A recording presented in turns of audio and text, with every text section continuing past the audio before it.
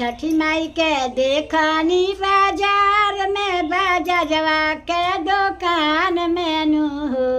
ए छठी माई बैठल बारी सोने के चौकिया तो सरी या बेसा हो तारी हो।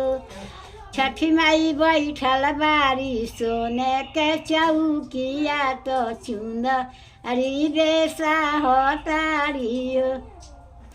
छठी माई के देखनी बाजार में कोइरिया के दुकान में नु हो।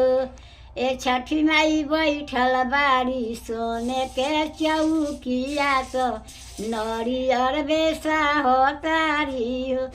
ए छठी माई बैठल बारी सोने के चौकिया तो निमौआ बेसा हो तारी हो। छठी माई के देखनी बाजार में पनहरिया के दुकान में नु हो। ए छठी माई बैठल बारी सोने के चौकिया तो पाना बेसा हो तारी हो। छठी माई के देखनी बाजार में कोहरा के दुकान में नु हो। ए छठी माई की बैठल बारी सोने के चौकिया तो कोसी या बेसा हो तारी हो।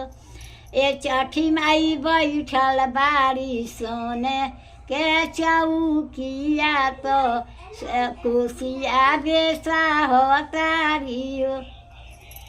छठी माई के देखनी बाजार में कोइरिया के दुकान में नु हो। ए छठी माई बैठल बारी सोने के चौकिया तो ऊखा बेसा हो तारी हो। ए छठी माई बैठल बारी मलहोरिया के दुकान तो फूला बेसा हो तारी हो। छठी